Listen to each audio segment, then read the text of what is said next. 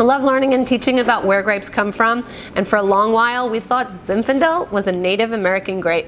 Then research showed that perhaps Zinfandel was related to the Primitivo grape of Italy, and maybe Italian immigrants brought the cuttings with them when they left Italy during the gold rush and went to California. In any rate, what I wanted to do is try why Zinfandel and Primitivo taste very similar, but maybe have a comparison of Old World versus New World. This time, in this collection, you get 2 Zinfandels and you get 2 Primitivos. Maybe you'll try one for pizza pasta night and keep the other pack in your cellar.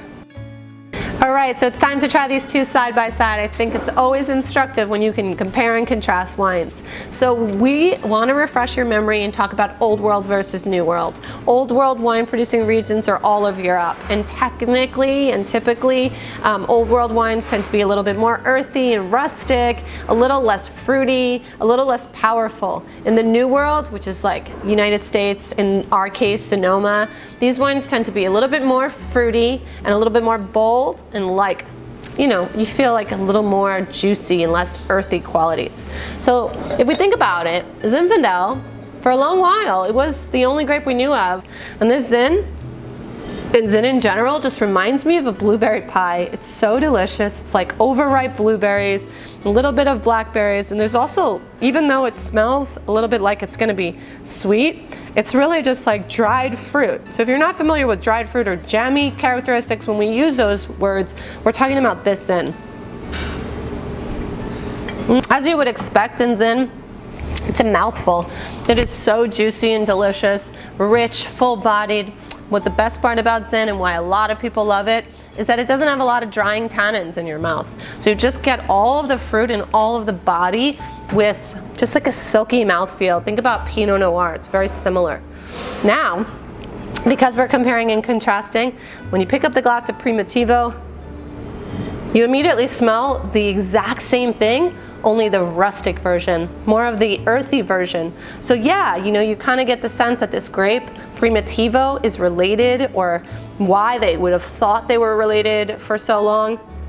Blueberry and dried fruit, but it's just a little more restrained. So it again really reinforces the Old World, New World. It kind of smells like a prosciutto, or tastes like that earthy, sweet, rustic, almost charred, like charred earth. So the Primitivo is a little bit more sour on the tongue, which a lot of times we say in Old World, New World, if you're ever wondering, blind tasting, trying to figure out if it's old or new, should just look at the way the mouth feels and how it finishes. If it finishes sour, chances are it's from the Old World, and this is not an exception. Primitivo, nice and sour finish, a little bit more dusty tannins, so maybe this wine is more suited for food, whereas the Zin can be really enjoyed on its own.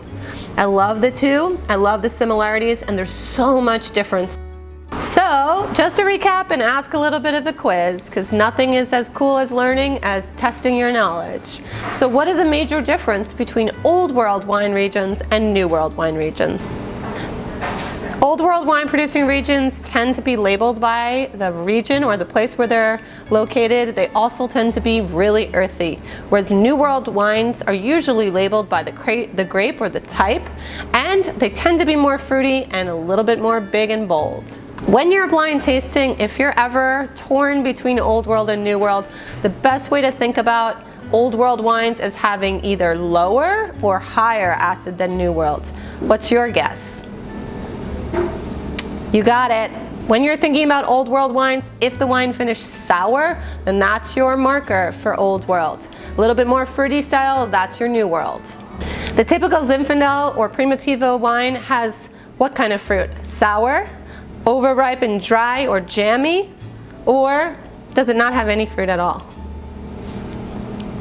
You got that right. Most of the Zinfandels and Primitivos tend to be overripe and jammy. That's our lesson for today. Cheers, and let me know what you think on social media.